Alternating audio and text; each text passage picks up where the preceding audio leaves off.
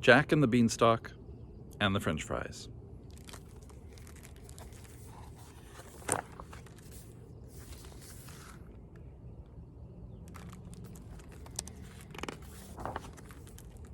Jack lived with his mother in a small house at the edge of the village. They were very poor. They were so poor that when their cow stopped giving milk, Jack's mother feared that they would starve. "Quickly, son," she said, "take the cow to the market and sell for as much as you can. Everything depends on it."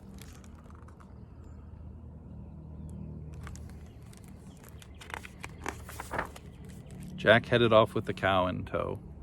After a while, he stopped to rest, and when he did, a stranger appeared. "I will trade you these magic beans for that cow," said the old man. "Magic beans," said Jack. "You must think I'm a dodo." "Not at all," said the stranger, "and these beans are quite magical.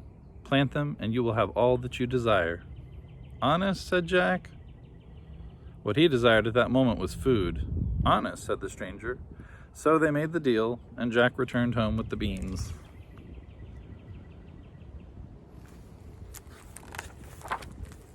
"Foolish boy," cried his mother, "you've ruined us." She tossed the beans out the window and sent Jack to bed without any supper.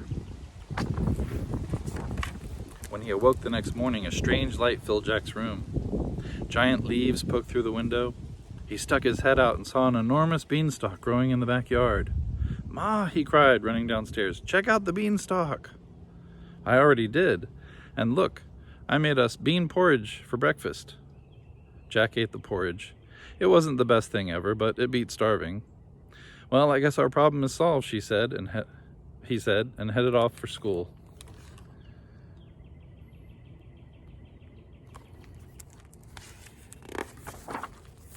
After that, Jack and his mother ate beans all the time. They ate bean salad and bean soup, pickled beans and refried beans, baked beans, minced beans, mashed beans, breaded beans, bean sprouts, and bean dip. After a while, Jack grew tired of beans. He dreamed of burgers. He dreamed of French fries. "Couldn't we have something else?" he grumbled, staring at his bean chowder. "Why would we want anything else?" said his mother. "Beans are nutritious and delicious, and best of all, they're free."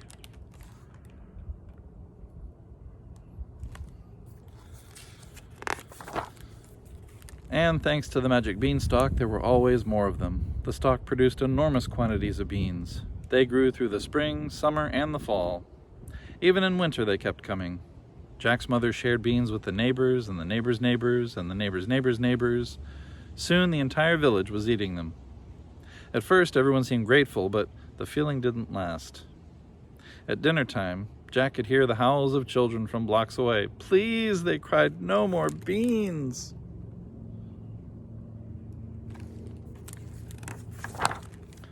School was even worse. Kids glared at him over their bean-filled lunches. His classmates said, "It's all your fault. You never should have planted that thing." "I didn't," said Jack, "not really." But nobody believed him. Big kids threw bean sandwiches at him. Bullies chased him home from school. This has to stop, he thought, but he didn't know what to do.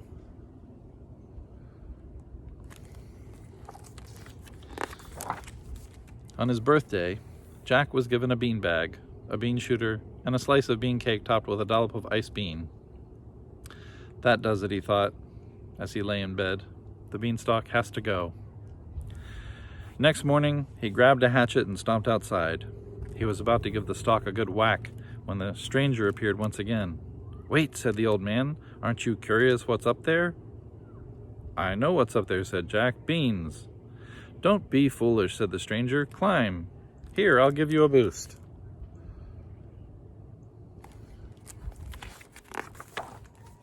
Just then, an angry mob appeared at the end of the street.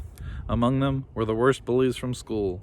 They carried torches and pitchforks. They chanted, "No more beans!" One of them spotted Jack. "Look, it's the Bean Kid." "Okay," said Jack, "I'll climb." He gave his hatchet to the stranger and scrambled up the beanstalk.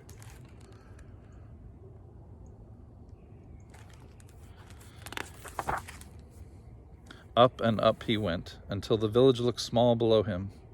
Jack wasn't crazy about heights, but bullies were worse. He kept climbing. The beanstalk disappeared into a cloud. He realized he was hungry for anything other than beans, but there was nothing to eat, and no way to go but up. and a very large praying mantis. Finally, the Beanstalk arrived at the top of a cliff. From there, a path wandered off into the distance. Jack followed the path until he came to the front door of a huge castle. Hunger made him bold. There must be food in here, he thought, as he slipped inside.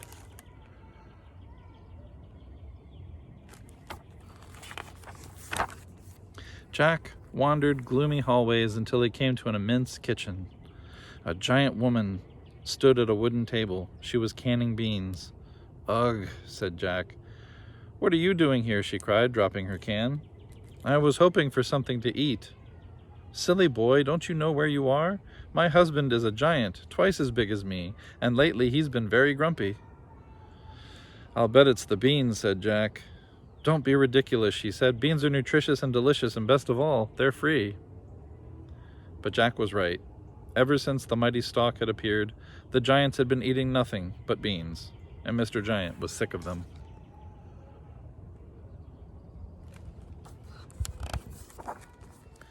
Loud footsteps sounded in the hallway. "Fee, fi, fo, say, what's for lunch?" "Quick," hissed Mrs. Giant, "you must hide." Jack dove headfirst into a flour barrel. A moment later, Mr. Giant strode into the kitchen. "Boy, am I hungry." "Good," Mrs. Giant said. "I've made you a nice bean salad." "Bean salad?" he cried. "But all we ever have is beans, and I hate beans." "We love beans," she said, "and they're good for you.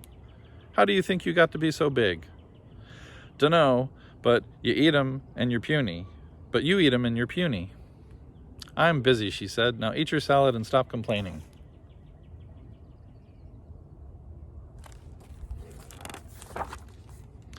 The giant ate, but he didn't stop complaining. "Beans," he grumbled. "What I wouldn't give for a plate of French fries." Without thinking, Jack said, "Hear, hear." "What was that?" cried the giant, leaping to his feet. "Nothing," said his wife. "I know what I heard, and it came from that flour barrel." The giant stomped over to the barrel and plucked Jack up by his feet. Turned to his wife. "What's this?" "It's just a boy," said Mrs. Giant. "He was looking for something to eat." "Maybe he is something to eat. Look, he's already breaded." "Don't be disgusting," she said. "Yes," said Jack, "don't be disgusting."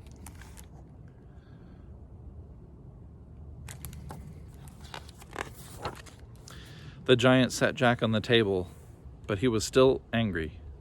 "You know what's disgusting? Beans." He dumped a bushel on his head. "You see? Disgusting." He overturned another bushel and another. He picked up great handfuls of beans and tossed them in the air. Soon beans were flying everywhere. Jack joined in. They made a terrific mess. As they did, they chanted, "No more beans!"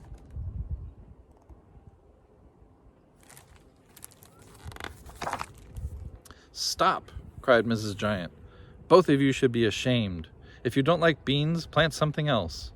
"Plant?" said Jack. "Something else?" said the giant.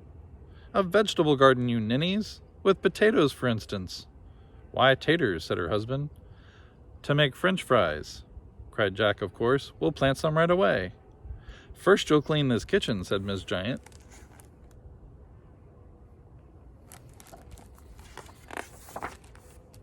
As soon as they were done, they headed down the beanstalk. The bullies were waiting at the bottom. "There he is!" they cried when Jack appeared. Jack wasn't worried. "Meet my friend," he said. Once the uproar died down and the bullies went home, Jack and the giant spent the rest of the day planting a garden.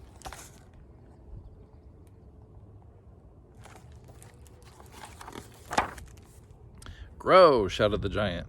"Patience!" said Jack. Soon the giant grew bored and headed back up the stalk, but Jack tended his garden every day. The vegetables grew and grew.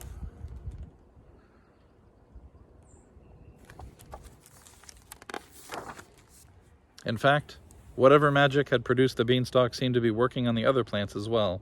Before long, the backyard was bursting with carrots, corn, potatoes, tomatoes, and asparagus.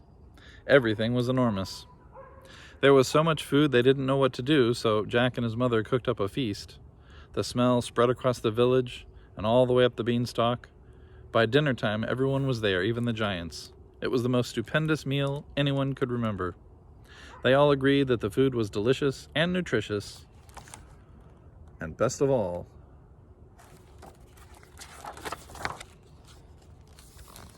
were the French fries.